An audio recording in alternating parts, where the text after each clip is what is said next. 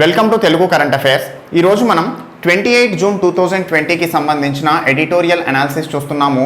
China ఉత్పత్తులపై నిరసనలు, స్వావలంబన దిశగా మన అడుగులు అనే టాపిక్ గురించి వచ్చిన ఎడిటోరియల్. సో ఈ ఎడిటోరియల్ని నేను ఈనాడు పేపర్ నుంచి ప్రజెంట్ చేస్తున్నాను. సో చూస్తే గత ఒక 1 వీక్ బ్యాక్ మనం ఒక ఎడిటోరియల్ డిస్కస్ చేసాము బ్యాన్ చైనా ప్రొడక్ట్స్ అనే టాపిక్ గురించి.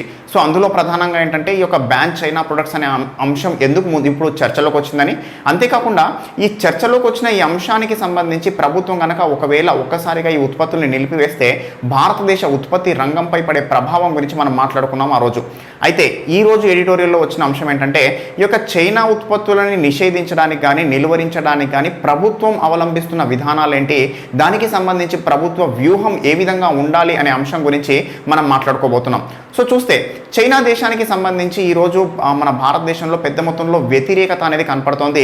దానికి కారణం ఏంటంటే గత కొన్ని సంవత్సరాలుగా చైనా అవలంబిస్తున్న విధానాలు. 2 సంవత్సరాల క్రితం డోక్లాం ప్రాంతంలో జరిగిన సంఘటన కావచ్చు, ఈ సంవత్సరం గాల్వాన్ లోయ ప్రాంతంలో జరిగిన సంఘటన కావచ్చు, నాకులా కనుమ దగ్గర జరిగిన సంఘటనలు కావచ్చు, అంతేకాకుండా నేపాల్ని ఎగదోస్తూ భారతదేశంలో కాలపాని సమస్యను సృష్టించడం కావచ్చు. సో ఈ విధంగా వివిధ రకాలుగా భారతదేశం పైకి చైనా తన ఆధిపత్యాన్ని చూపించుకోవడానికి ప్రయత్నం చేస్తోంది. భారతదేశానికి చైనాతో ఉన్న సరిహద్దు తూర్పున అరుణాచల్ ప్రదేశ్ ప్రాంతంలో, ఈ యొక్క మధ్య భాగంలో సిక్కిం ప్రాంతంలో, పశ్చిమాన ఆక్సై చీన్ ప్రాంతంలో 3 ప్రాంతాల్లో కూడా సమస్యలు సృష్టిస్తోంది. అంతేకాకుండా నేపాల్ని ఎగదోస్తూ కాలాపాని దగ్గర కూడా కొత్త సమస్యను సృష్టించింది. సో ఈ విధంగా భారతదేశంతో ప్రతి ఒక్క ప్రాంతంలో, సరిహద్దు ఉన్న ప్రతి ఒక్క ప్రాంతంలో సమస్యలు సృష్టిస్తూ భారతదేశంపై తన ఆధిపత్యాన్ని చూపించడానికి ప్రయత్నిస్తోంది చైనా. యాక్చువల్గా చైనా దేశం యొక్క సామ్రాజ్యవాద విస్తరణ కాంక్షలో భాగంగా తన చుట్టూ ఉన్న అన్ని దేశాలతో కూడా సరిహద్దు సమస్యలు పెట్టుకుంది చైనా దేశం. సో అన్ని దేశాలు తన చైనా యొక్క ఆధిపత్యాన్ని కొంతవరకు అంగీకరించాయి, కానీ భారతదేశం మాత్రం చైనా ఆధిపత్యాన్ని ఇంతవరకు అంగీకరించలేదు. సో అందువల్లే భారతదేశం పైకి మరింత పెద్ద మొత్తంలో చైనా దూసుకొస్తోంది అనేసి అంటున్నారు. అయితే ఈ క్రమంలో మనం ఒక విషయాన్ని గుర్తించాలి ఇక్కడ. సో ఇవన్నీ కారణాలు, ఇప్పుడు మనం చెప్పుకున్న అన్ని కారణాల వల్లనే ఈరోజు భారతదేశ ప్రజలు చైనాని వ్యతిరేకిస్తున్నారు, చైనా అంటే అసహ్యించుకునే పరిస్థితికి చేరుకున్నారు. సో ఆ క్రమంలోనే బ్యాన్ చైనా ప్రొడక్ట్స్ అనే అంశం అనేది ముందుకు వచ్చింది. అయితే మనం స్వాతంత్రోద్యమాన్ని గుర్తు చేసుకుంటే స్వాతంత్రోద్యమ కాలంలో జాతీయ నాయకుల పిలుపు మేరకు భారతదేశంలో విదేశీ వస్తు బహిష్కరణ అనేది జరిగింది. కానీ ఈరోజు ఏ నాయకుడు పిలుపు ఇవ్వకుండానే దేశంలో ప్రజలందరూ స్వచ్ఛందంగా చైనా వస్తువుల్ని బహిష్కరించాలి అని ముందుకు వస్తున్నారు. దీనికి కారణం ఏంటంటే ఈ రీసెంట్గా జరిగిన గాల్వాన్ లోయ సంఘటన. పెద్ద మొత్తంలో భారతీయ సైనికులు మరణించడం, అక్కడ ఒక కల్నల్ సంతోష్ బాబు గారు కూడా మరణించడం అనేది చూసాం. సో అలాంటి పరిస్థితుల్లో భారతదేశం ఎలాంటి కవ్వింపు చేయకుండానే ఇలాంటి చైనా చొచ్చుకు వచ్చి భారతీయ సైనికుల మరణానికి కారణం అవ్వడం అనేది దేశంలో ప్రజల మనసుల్లో ఈరోజు చైనా అంటే వ్యతిరేక భావం పెరిగిపోవడానికి కారణమైంది. సో ఆ క్రమంలోనే ఈరోజు మనం చూస్తే ఈ యొక్క చైనాకి సంబంధించిన యాప్స్ని పెద్ద మొత్తంలో డిలీట్ చేయడం అనే అంశం చూస్తున్నాం. సామాజిక మాధ్యమాల్లో చైనాని వ్యతిరేకించడం చూస్తున్నాం. సో ఇవన్నీ అంశాలు కూడా చైనాని వ్యతిరేకించడానికి ఇవన్నీ కనపడుతున్న అంశాలు. అయితే కొన్ని మనం తెలుసుకోవాల్సిన అంశాలు, ప్రభుత్వం చేస్తున్న అంశాలు కొన్ని చూస్తే ఈ యొక్క ప్రభుత్వం గవర్నమెంట్ ఈ మార్కెట్ ప్లేస్ అని ఒకటి ఉంటుంది. సో ప్రభుత్వ రంగానికి సంబంధించిన సంస్థలన్నీ కూడా తమ యొక్క ఉత్పత్తుల్ని కొనుక్కోవడానికి గవర్నమెంట్ మార్కెట్ ఈ ప్లేస్ అనే ఒక ప్లాట్ఫామ్ని వాడతారు. సో ఈ ప్లాట్ఫామ్లో ఏంటంటే ఈ యొక్క ప్రభుత్వం ఒక ఫిల్టర్ని ఏర్పాటు చేస్తోంది. ఏంటి, ఈ యొక్క ఒక ఉత్పత్తిని చూస్తే మనం ఆ యొక్క మాధ్యమంలో ఒక ఉత్పత్తిని చూస్తే ఆ యొక్క ఉత్పత్తి ఏదైతే ఉందో అది దేశంలో ఏ దేశంలో తయారైందని, మేడ్ ఇన్ ఇండియానా, మేడ్ ఇన్ చైనానా, మేడ్ ఇన్ అమెరికానా అనే విషయం అనేది డైరెక్ట్గా కనపడే విధంగా ఇప్పుడు ముందుకు తీసుకొస్తున్నారు. సేమ్ ఇదే తరహా ఫిల్టర్ని ఈ యొక్క అమెజాన్, ఫ్లిప్కార్ట్ వంటి ఈ యొక్క మనకి ఆన్లైన్లో ఉత్పత్తులు అమ్మే ప్లాట్ఫామ్స్ ఏవైతే ఉన్నాయో వాటిల్లో కూడా ఇదే తరహా ఫిల్టర్ని ఉపయోగించబోతున్నారు. ఎందుకనంటే ఒక వ్యక్తి ఒక వస్తువును కొనేటప్పుడు అది ఏ దేశంలో తయారైంది అనే విషయాన్ని కనపడే విధంగా చేయాలి అని చెప్పేసి దీని ఉద్దేశం. సో ప్రధానంగా పరోక్షంగా ఇక్కడ చెప్పే అంశం ఏంటంటే ఈ యొక్క చైనా ఉత్పత్తుల్ని దేశీయంగా కొనకుండా ప్రజలకి ప్రోత్సాహం అందించాలి అనేసి ఈ యొక్క ప్రభుత్వం యొక్క ఉద్దేశం.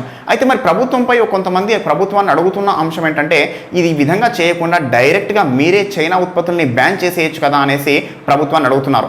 దానికి కొన్ని నిబంధనలు అడ్డొస్తున్నాయి. సో ఏంటి ఆ నిబంధన అంటే భారతదేశం వరల్డ్ ట్రేడ్ ఆర్గనైజేషన్లో ఒక భాగం. సో ఈ వరల్డ్ ట్రేడ్ ఆర్గనైజేషన్కి సంబంధించిన గ్యాట్ అనే ఒప్పందంపై భారతదేశం సంతకం చేసింది, generalized agreement on trade and tariff. So ఈ WTO యొక్క గ్యాట్ అనే నిబంధనలో భారతదేశం సంతకం చేసింది. ఈ నిబంధన ప్రకారంగా ఏంటంటే ఈ రెండు దేశాల మధ్య వాణిజ్యం జరుగుతున్నప్పుడు ఆ రెండు దేశాల్లో ఏ ఒక్క దేశం కూడా పక్క దేశం నుంచి ఉత్పత్తుల్ని సడన్గా నిలిపివేయకూడదు.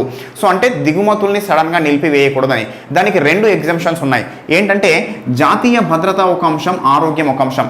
ఈ రెండు అంశాల్లో ఏదైనా సమస్య వచ్చినప్పుడు మాత్రమే ఉత్పత్తుల్ని నిలిపివేయవచ్చు, కానీ ఇతరత్ర కారణాల వల్ల ఉత్పత్తుల్ని సడన్గా నిలిపివేయకూడదు. సో అలాంటి పరిస్థితుల్లో భారతదేశం ఈరోజు చైనా ఉత్పత్తుల్ని సడన్గా నిలిపివేయలేదు, అంటే ప్రభుత్వం తరఫున. కానీ ప్రజలే తమ విచక్షణ మేరకు చైనా ఉత్పత్తుల్ని కొనకుండా దేశీయ ఉత్పత్తుల్ని కొనే విధంగా ఆలోచించాలి అనేసి ప్రభుత్వం ఆశిస్తోంది. సో దీనికి సంబంధించి ప్రభుత్వం కొన్ని చర్యలు కూడా చేపడుతోంది అంటున్నారు. సో ఏంటంటే ఇటీవల మనం చూస్తున్నాము, కరోనాకి సంబంధించి కరోనాను ఎదుర్కోవడానికి ఆత్మనిర్భర భారత్ అభియాన్ అనే ప్రోగ్రామ్ అనౌన్స్ చేశారు, ప్యాకేజ్ అనౌన్స్ చేశారు. సో ఈ ప్యాకేజ్లో ప్రధానంగా ఏంటంటే దేశీయంగా మనం స్వావలంబన సాధించాలి అని చెప్పేసి నరేంద్ర మోడీ గారు చెప్పిన పరిస్థితి. అంటే దేశీయ పరిశ్రమలకు పెద్ద మొత్తంలో ప్రోత్సాహాన్ని అందిస్తూ దేశంలో ఉత్పత్తిని పెంచుతూ ఆ ఉత్పత్తిని మనకు అవసరమయ్యే విధంగా మనం వినియోగించుకుంటే కనుక మనం పూర్తిగా స్వావలంబన వైపుగా అడుగులు వేస్తాం, విదేశాల నుంచి దిగుమతుల్ని నిలిపివేస్తాం అనేసి ఈ యొక్క ఉద్దేశం, ప్రధాన ఉద్దేశం. మరి చైనా పైన మనం ఇంత పెద్ద మొత్తంలో ఎందుకు ఆధారపడ్డాం ఈరోజు? సో చైనా నుంచి ఉత్పత్తులు పెద్ద మొత్తంలో మన భారతదేశంలోకి వస్తున్నాయి, వాటిని నిలిపివేయాలి అనేసి ఈరోజు అంటున్నాం మనం. కానీ చైనా పైన అంత పెద్ద మొత్తంలో ఎందుకు ఆధారపడ్డామనంటే చైనా ఉత్పత్తుల విలువ అనేది చాలా తక్కువగా ఉంటుంది, కాస్ట్ ప్రైస్ అనేది చాలా తక్కువగా ఉంటుంది. సో చైనా నుంచి వచ్చే వస్తువుల యొక్క ప్రైస్ తక్కువగా ఉండడానికి గల కారణం ఏంటంటే అక్కడ ఉత్పత్తి అనేది పెద్ద మొత్తంలో జరుగుతుంది.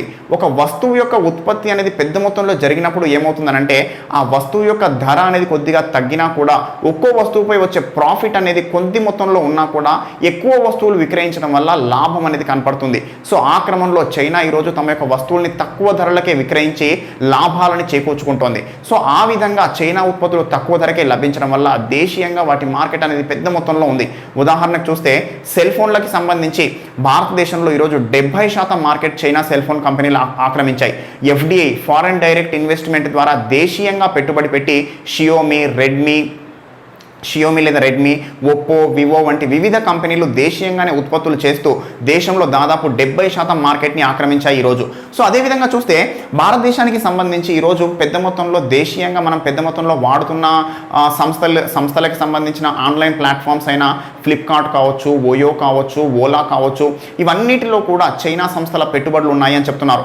2014 నుంచి 2018-19 మధ్యలో మన దేశంలో దాదాపుగా 500 కోట్లకి పైగా 550 కోట్ల డాలర్లకి పైగా పెట్టుబడులు చైనా నుంచి వచ్చాయి అని చెప్తున్నారు. సో ఇంత పెద్ద మొత్తంలో పెట్టుబడులు వచ్చిన క్రమంలో అవన్నీ కూడా చైనా యొక్క పెట్టుబడులు అయిన క్రమంలో అవి కూడా చైనా ఉత్పత్తులు అనే స్థాయి ఈ రోజుకి వస్తుంది. సో అందువల్లే దేశంలో చాలామంది ఈరోజు ఈ యొక్క కంపెనీలకు సంబంధించిన ఫ్లిప్కార్ట్ కావచ్చు, ఓయో కావచ్చు, బిగ్ బాస్కెట్ కావచ్చు, వీటికి సంబంధించిన యాప్స్కి కూడా రేటింగులు తగ్గించే ప్రయత్నం చేస్తున్నారు. సో ఇవన్నీ ఏంటంటే వాళ్ళ దేశభక్తిలో భాగం. సైనికులు దేశభక్తితో మన సరిహద్దుల్లో పోరాడుతున్నారు. అదే క్రమంలో 130 కోట్ల ప్రజలు అనుకుంటే చైనా ఉత్పత్తుల్ని నిషేధించడం ఒక్క రోజులో పని అని చెప్పేసి చాలామంది సామాజిక మాధ్యమాల్లో ఇలాంటి నినాదాలను వ్యాపింపజేస్తున్నారు. సో ఈ క్రమంలో మనం ఇంకొన్ని అంశాలను చూస్తే ప్రభుత్వం కూడా కొన్ని చర్యలు చేపట్టింది.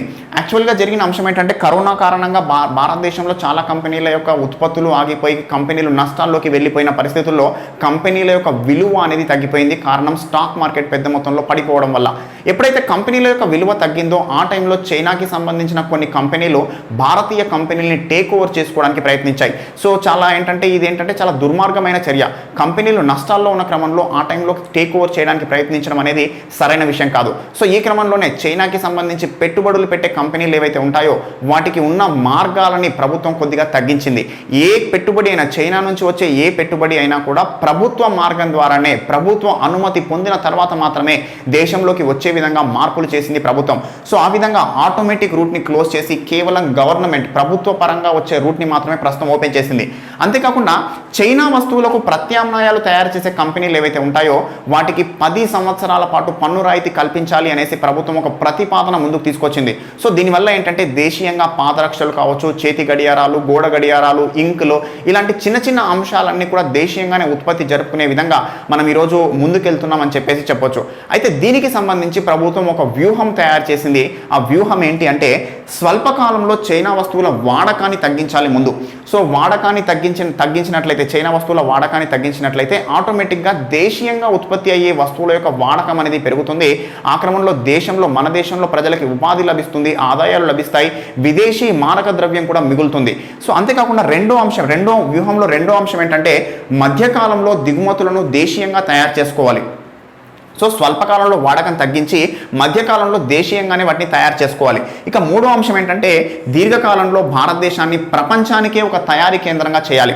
ఇప్పుడు చైనాని ఏ విధంగా అయితే మ్యానుఫ్యాక్చరింగ్ హబ్గా ఫీల్ అవుతున్నారో రాబోయే కొన్ని సంవత్సరాల్లో భారతదేశాన్ని కూడా ఆ విధంగా తయారీ కేంద్రంగా చేయాలి అని చెప్పేసి ప్రభుత్వం ఆశిస్తోంది.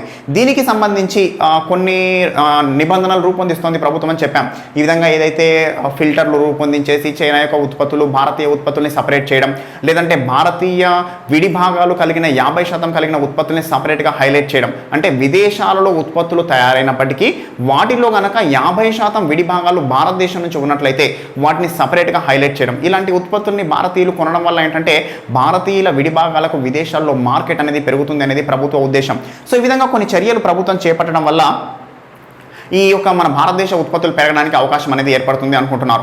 అంతేకాకుండా ఇంకొక అంశం ఏంటంటే చైనాకి సంబంధించి 5G రంగంలో చైనా ఈరోజు ఆధిపత్యం చూపించుకుంటోంది. సో ఈ యొక్క 5G ఇన్స్టలేషన్, 5Gకి సంబంధించిన పరికరాలు కావచ్చు, వాటికి సంబంధించిన అన్ని అంశాల్లో చైనా కంపెనీలైన హువావే కావచ్చు, ZTE కావచ్చు, ఇవి ముందుకొచ్చేసి పెట్టుబడులు పెట్టి తమ యొక్క ఉత్పత్తుల్ని ఇతర దేశాల్లో విక్రయించడానికి ముందుకొచ్చాయి. అయితే ఇతర దేశాల ఉత్పత్తులతో పోలిస్తే, అంటే ఆల్రెడీ యూరోప్లో కావచ్చు లేదా అమెరికా నుంచి వచ్చిన ఉత్పత్తుల యొక్క ధరలతో కంపేర్ చేస్తే చైనా నుంచి వచ్చిన ఉత్పత్తుల యొక్క ధరలు అనేవి దాదాపు 40% తక్కువగా ఉన్న క్రమంలో చాలా కొంత మధ్యతరగతి దేశాలు, పేద దేశాలు ఈ ఉత్పత్తులపై ఆసక్తి చూపిస్తున్నాయి. అయితే చైనా యొక్క ఉత్పత్తులలో బ్యాక్ డోర్ ద్వారా ఈ ఇన్ఫర్మేషన్ని చైనా సర్వర్లకి ట్రాన్స్ఫర్ చేస్తున్నారు అని చెప్పేసి చైనా కంపెనీలపై పెద్ద అలిగేషన్ ఉంది. సో ఈ క్రమంలోనే అమెరికా చైనా కంపెనీలను నిషేధించింది టెలికాం రంగంలో. అదే క్రమంలో యూరోప్ కూడా ఈరోజు యూరోప్లోని చాలా దేశాలు కూడా చైనా కంపెనీలను నిషేధిస్తున్నాయి. సో అదే అడుగులో భారతదేశం కూడా ఒక అడుగు ముందుకేసి చైనా యొక్క కంపెనీలను 5G రంగంలోకి రానివ్వకుండా ముందుకు వెయ్యాలి అని చెప్పేసి అనుకుంటున్నారు. సో అంతేకాకుండా భారతదేశానికి సంబంధించి ఒక ఆర్డర్ ఉండింది, రైల్వే సిగ్నలింగ్ కాంట్రాక్ట్ అనే ఆర్డర్ ఉంది చైనా నుంచి. సో ఈ ఆర్డర్ని కూడా ఈ యొక్క ప్రస్తుతం గ్యాల్వాన్ లోయ సంఘటన జరిగిన తర్వాత ఈ రైల్వే సిగ్నలింగ్ కాంట్రాక్ట్ని కూడా చైనా నుంచి నిలిపివేయడం జరిగింది. సో ఈ విధంగా ప్రభుత్వం కొన్ని చర్యలు తీసుకుంటోంది చైనా వస్తువులను నిలిపివేయడానికి, చైనా నుంచి వచ్చే పెట్టుబడుల్ని ఆపివేయడానికి, భారతదేశంలో దేశీయంగా స్వావలంబన సాధించడానికి. ఇవన్నీ కూడా భవిష్యత్తులో భారతదేశం ఒక పెద్ద అభివృద్ధి చెందిన దేశంగా, ఒక పెద్ద మ్యానుఫ్యాక్చరింగ్ హబ్గా తయారవ్వడానికి దోహదపడతాయి అనేసి నిపుణులు చెప్తున్న పరిస్థితి. సో ఇదండి ఈరోజు వచ్చిన ఎడిటోరియల్ అంశము. నెక్స్ట్ ఇంకో ఎడిటోరియల్తో మళ్ళీ కలుస్తాను. Thank you.